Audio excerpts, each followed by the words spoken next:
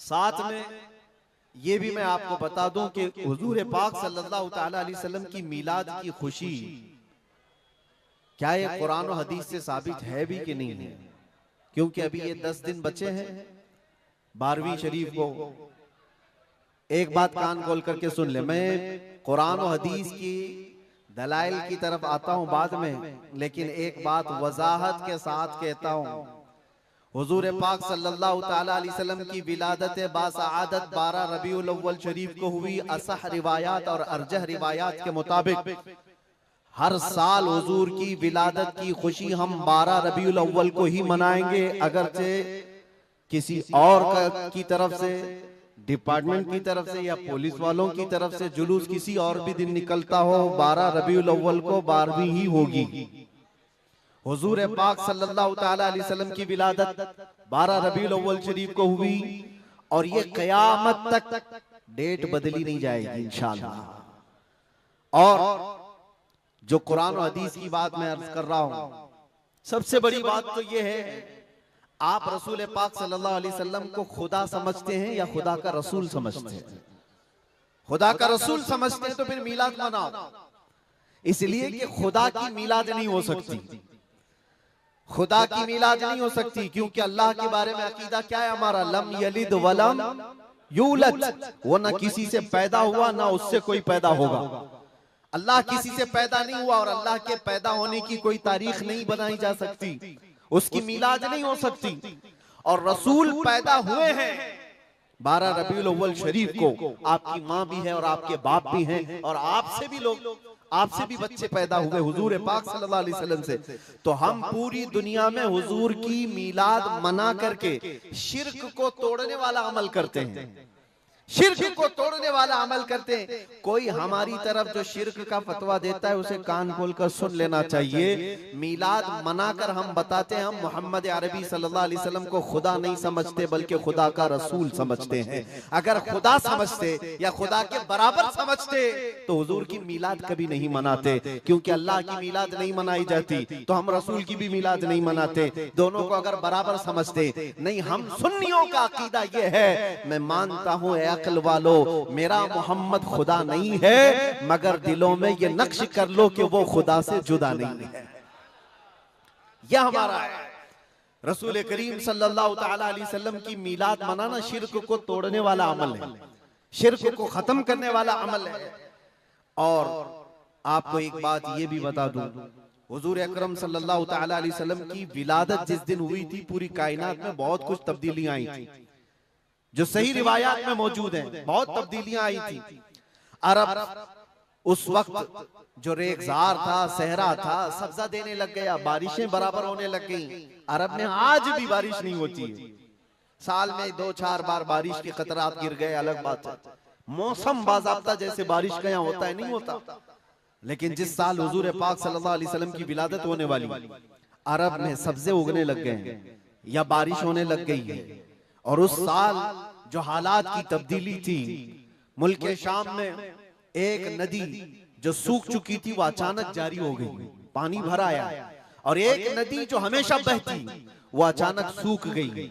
एक आतिशकदा था 1000 साल से जिसकी आग को बुझने नहीं दिया गया था ईरान के नुजूमियों ने, आतिश परस्तों ने, अचानक वो आग भी गुल हो गई।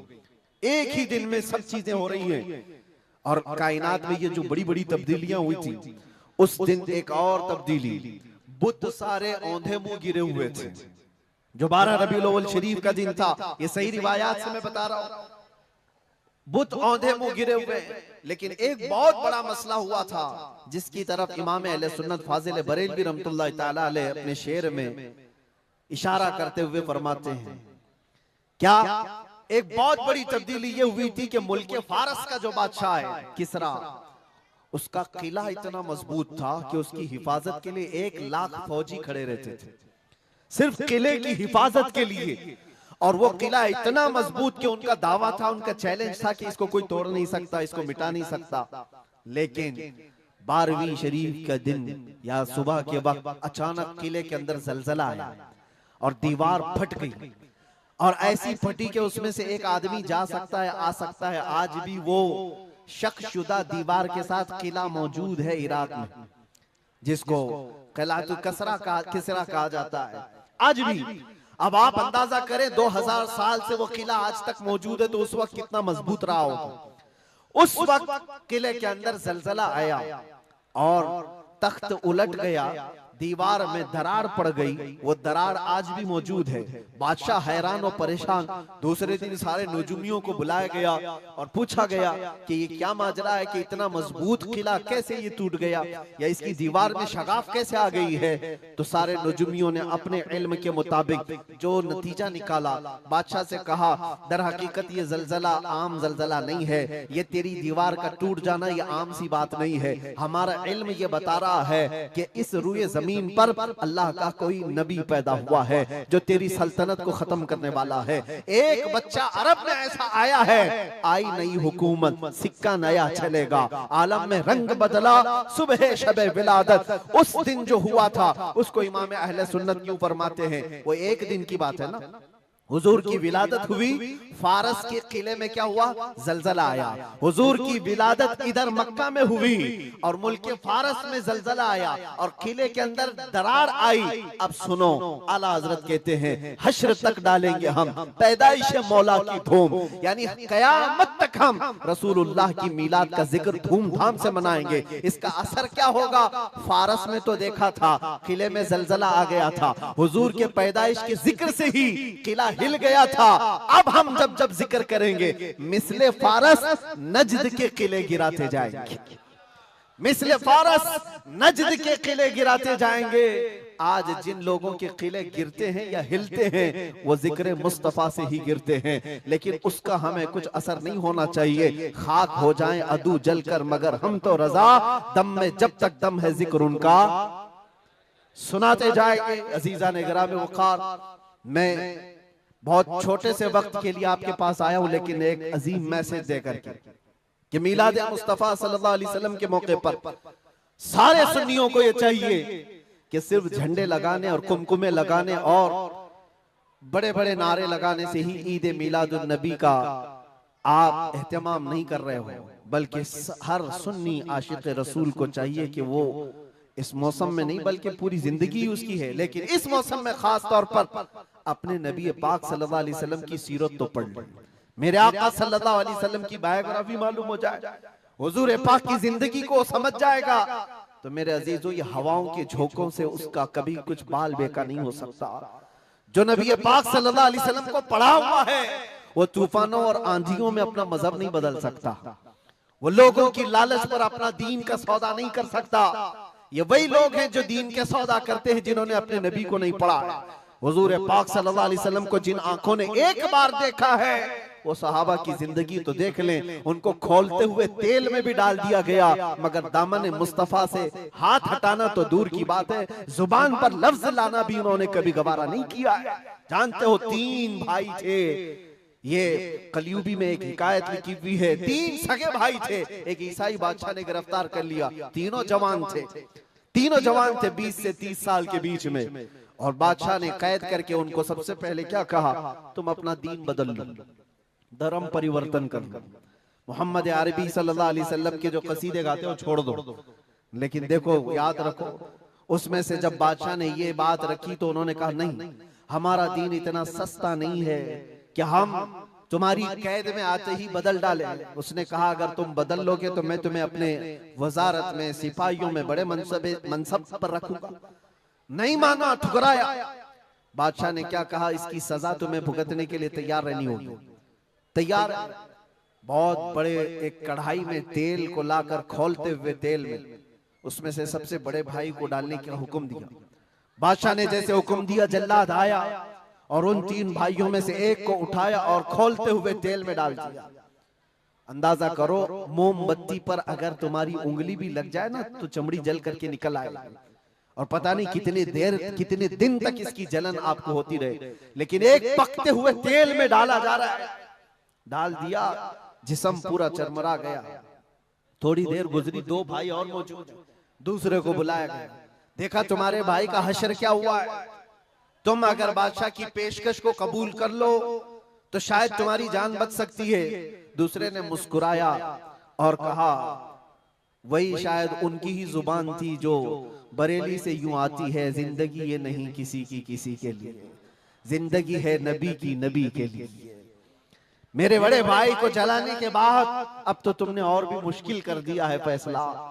मैं इस बात के लिए तैयार हूं कि इससे बड़े तेल में भी मुझे डाला जाए, लेकिन जुबान पर मेरे मुस्तफा के दामन को छोड़ने वाली बात कभी नहीं ला सकता। दूसरे भाई को भी उठाया गया और खोलते हुए तेल में डाल दिया। 2 भाइयों की शहादत हो गई जगह पर ही। वो तेल में डालना जुबान पे अल्फाज हो सकता है, आसानी से हम बोल रहे हैं और आप आसानी से सुन रहे हैं। प्रैक्टिकल जिसके साथ होगा वो अंदाजा कर सकता है दर्द और कर्ब किसको कहते हैं, शिद्दत की तकालीफ किसको कहते हैं। मेरे अजीजों, तीसरा जो नौजवान था वो बहुत ही कम उम्र का था, 22 से 23 साल का होगा।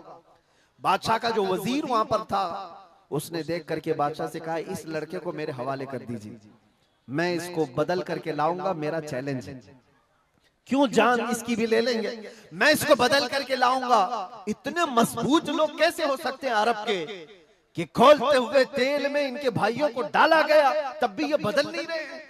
2 को मरते हुए, अरे यहाँ 1 को डंडा पड़ते हुए देखकर सारे भाग जाएं और ये 2 को जलते हुए देख करके भी टस से मस नहीं होते। कैसा अकीदा है, कैसा तसल्लुब है इनका। बादशाह ने कहा, किस बात पर तुम्हें यकीन है कि इसको तुम बदल लाओगे। उसने कहा, मुझे भरोसा है, आप मुझे दीजिए 1 महीने का टाइम, इसको बदल कर न लाऊं तो फिर मुझे आप जो सजा दे। बादशाह ने कहा, ठीक है ले जाओ।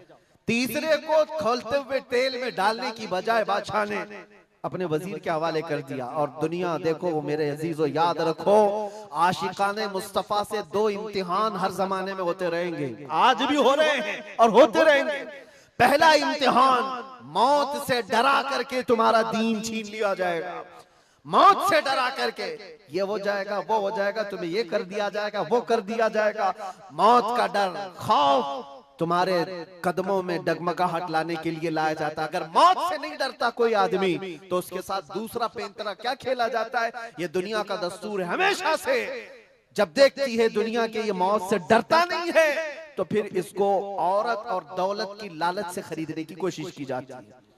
ये 2 चीजें ऐसी हैं जो अच्छे अच्छों का सौदा कर जाती हैं। बहुतों ने अपना ईमान सिर्फ शबाब पर बेच दिया है, हुस्न शबाब को देख करके।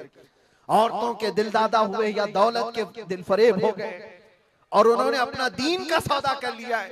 नौजवानों, याद रखो तुम्हारी जिंदगी में अगर ये 2 इम्तिहानों में से कोई इम्तिहान आए तो अपने नबी पाक को याद कर लेना, हुजूर को याद कर लेना और अल्लाह के नबी सल्लल्लाहु अलैहि वसल्लम की बारगाह में ये इस्तिगासा कर लेना कि मेरे आका, बड़ा सख्त और कठिन वक्त आया है। दुनिया मौत से डरा करके कभी मेरा ईमान छीनने की कोशिश कर रही है, अगर उससे मैं नहीं डगमगाया तो दुनिया मुझे हुस्न शबाब की लालच दे करके अपनी तरफ लेना चाहती है। अब उस वजीर ने क्या किया, उस छोटे से नौजवान लड़के को अपने घर ले गया और उसकी बेटी थी जो निहायत हसीन और जमील, बहुत खूबसूरत लड़की उस वजीर की थी। अपनी बेटी को बुलाया और कहा, बेटी तेरे लिए एक काम देता हूँ, 1 महीना हमको मिला है, इस नौजवान को अपनी मोहब्बत में अपने हुस्न जमाल में लेकर के आजा, बादशाह सलामत से जो इनाम चाहे तुझे ला करके दे दूंगा। अपनी लड़कियां आशिकाने मुस्तफा को खरीदने के लिए कल भी भेजे जाते थे, आज भी भेजी जा रही है। हो सकता है बहुत सारी जगहों पर जो हमारे लोग मुर्तद होते जा रहे हैं, वो जो बच्चियां आज अपने दीन और ईमान का सौदा करके भागती हैं किसी गैर के साथ और कहीं जा करके शादियां रचाती, वो ये समझती हैं कि ये कॉमन सी बात है। वो दीन बेचने वाले लोग हैं, उनका हिस्सा दीन इस्लाम में कुछ नहीं। कल क़यामत के दिन देखना, तुमने अपने नफ्स की खातिर एक गैर मुस्लिम के साथ भाग करके निकाह किया, चाहे वो बेटी हो कि बेटा हो, अपने दीन से सौदा किया है और गद्दारी की है। कल क़यामत के दिन मुंह तो अल्लाह को दिखाना है, हुजूर की शफाअत के बगैर तो कुछ होना नहीं है। देखना हश्र में जो हुजूर पाक सल्लल्लाहु तआला अलैहि वसल्लम के साथ तुम खड़े रहोगे कि हम खड़े रहेंगे, वो वक्त आने वाला है। उस नौजवान के साथ क्या हुआ, वजीर ने अपनी बेटी तो लगा दी, अल्लाह की पनाह मेरे अजीजों, हुजूर पाक का इश्क का एक कतरा भी जिसके दिल में आता है, ऐसी ऐसी चीजें उसके पांव को नहीं डगमगाती, ना कभी उसका ईमान खरीद सकती हैं, ना उसके दीन का सौदा कर सकती हैं। वो लड़की रोजाना आती, रात के वक्त बैठ जाती, और ये नौजवान जैसे ही महसूस करता मेरे कमरे में अकेले तन्हा रहने के बावजूद वजीर की खूबसूरत हसीनो जमील बेटी, जिसके निकाह के पैगाम बादशाहों के औलाद से आया करते थे, शहजादे निकाह का पैगाम भेजा करते, वो लड़की मेरे पास आकर बैठ जा रही है। नौजवान क्या करता था, मुसल्ला बिछाया और सजदे में गिर गया। जब तक वो उठती नहीं थी ये सर उठाता नहीं था। ये रात भर के सजदे इसके इसी तरह रहते, वो ऊँगती रहती, देखती रहती, इंतजार करती रहती और थक करके वापस चली जाती। महीना गुजरने को आया था मेरे अजीजों, उस नौजवान ने आंख भरकर एक बार देखा भी नहीं, और वो थक हार करके महीना खत्म होने के बाद उस नौजवान को मुखातब करके कहती है, ऐ नौजवान एक बार मेरे हुस्न को देख तो ले। मुझे देखने के लिए बादशाहों के बेटों की भी कतार लगती है, कई बड़े बड़े लोग पैसों के अंबार लगा सकते हैं मेरे हुस्न को देखने के लिए, एक तू है कि मैं आता हूं तो मुसल्ले पे गिर जाता है। उठ एक बार देख तो ले, मुझे अल्लाह ने कैसा हुस्न दिया है, कैसा जमाल दिया है, एक बार देख तो ले। उस नौजवान ने आंखें झपकाए बगैर, पलटे बगैर जवाब दिया कि ऐ खातून तू अपना ये हरबा इस्तेमाल करना बंद कर दे, ये तेरा काम मुझ पर चल नहीं सकेगा। वजह यह है जिन आंखों में एक बार जमाले मुस्तफा बस चुका हो उसको दुनिया का हुस्न कभी धोखा नहीं दे सकता, दुनिया का जमाल उसे खरीद नहीं सकता। वो खातून उठ गई और जवान की इन बातों से उसके दिल पर ऐसा वलवला तारी हुआ। वो खातून कहती है, ऐ नौजवान खड़ा हो जा, मैं तुझे खरीदने नहीं आई, मैं तुझे अपनी दामे फरेब में फंसाने नहीं आई, उठ जा, अब मेरी एक अर्जी सुन ले। नौजवान उठा और पूछा क्या अर्जी है। कहती है कि मैं अब तेरी मोहब्बत में गिरफ्तार हूँ, मैं चाहती हूँ कि तू मेरे दीन में ना आ बल्कि तू अपने दीन में मुझे दाखिल कर ले। जिसके हुस्न ने तेरी आंखों को ऐसा बाकमाल बनाया है कि तन्हा होते हुए भी कभी तूने मेरे हुस्न को नहीं देखा, मैं चाहती हूँ कि उस हुस्न के पैकर जमाले मुस्तफा की मैं भी दिलदादा हो जाऊं। उस नौजवान को उठाया और कहा, मुझे पढ़ा दे ला इलाहा इल्लल्लाह मुहम्मदुर रसूलुल्लाह। हर जमाने में आशिकाने मुस्तफा जो होते हैं, हर जमाने में जो आशिकाने मुस्तफा होते हैं, वो दूसरों की छाप अपने ऊपर लेते नहीं हैं, बल्कि जहां जाते हैं अपनी छाप दूसरों पर छोड़ करके आते हैं। यही होती है जिंदगी आशिकाने मुस्तफा की। उस नौजवान ने उसे कलमा तैयबा पढ़ाया और उस खातून ने कहा, चलो यहाँ से निकलो, कुफरिस्तान से निकल करके हम निकाह करते हैं और साथ जिंदगी गुजारेंगे। तवज्जो चाहता हूँ, तवज्जो चाहता हूँ, ये मेरी बात को खत्म होने दो। ऐ नौजवानों, आज तुम्हें कोई बहकाने वाला, खोलते हुए तेल में डालने वाला नहीं है, उसके बावजूद तुमने पता नहीं अपने कितने घंटे ये सारे सोशल मीडिया पर आई हुई ऐसी हसीना और जमीलाओं के पीछे अपनी रातें बर्बाद कर डाली। तुम्हें पता नहीं ये आंखें अल्लाह ताला ने तुम्हें किस लिए दिए हैं। दुआ ये करो कुछ ऐसा कर दे मेरे किरदिगार आंखों में, हमेशा नक्श रहे रूए यार आंखों में। उन्हें न देखा तो किस काम की है ये आंखें कि देखने की है सारी बहार आंखों में। अजीजा ने गिरामी, उस नौजवान ने उस खातून की बात सुन ली और कहा, चलो मुझे इस जगह से, इस कैद से निकालो, हम ये शहर छोड़ देते हैं, ये मुल्क छोड़ देते हैं। उस खातून ने उस नौजवान को आजाद किया और साथ लेकर चल पड़ी, शहर भी छोड़ दिया, बाहर निकल पड़े। रात का वक्त है, अचानक वो आधा रास्ता तय किए कि पीछे से घोड़ों के दौड़ने की आवाज आई। तवज्जो चाहता हूँ, एक फौज आ रही है और हिनहिनाने वाले घोड़ों की आवाजें आने लगी। दोनों डर गए। नए लोग हैं, नौजवान लड़का है, नौजवान लड़की है और शहर से भागे हुए हैं, दीन इस्लाम कबूल करके निकले हुए हैं। बादशाह को हो सकता है खबर हो गई होगी, वजीर को पता चल गया होगा कि कैद से निकला हुआ ये फरार मुजरिम हमारा शहर छोड़कर जा रहा है। पूरी फौज आती हुई नजर आ रही थी। ये दोनों एक दरख्त के पीछे ओट पर छुप कर खड़े हो गए। पता नहीं अब इसके आगे क्या होने वाला है, हमें गिरफ्तार कर लिया जाएगा, हो सकता है हमारा भी अंजाम वही होगा जो हमारे दो भाइयों के साथ हुआ। लेकिन इत्तेफाक की बात है, वो घोड़े करीब से करीब आते गए, वो फौज करीब आ गई और जब आ गई तो करीब आकर वो फौज रुक गई। इन्होंने देखा नहीं ये फौज कौन थी, ये लोग कौन थे। दरख्त के पीछे छुपे हुए हैं नौजवान और वो दुशीजा। अचानक आने वाली फौज में से एक गरजती हुई आवाज आती है। नाम लेकर के नौजवान का पुकारा जाता है, ऐ फलां बिन फलां बाहर आ जा, बाहर आ जा। बाहर ये नौजवान आता है तो देखता है बादशाह की फौज नहीं है, वजीर की फौज नहीं है, बल्कि वो दोनों शहीद भाई घोड़े पर सवार है और सारी फौज में रसूलुल्लाह के वो शहीद सहाबा तशरीफ लाए हुए हैं। नारे तकबीर, नारे रिसालत।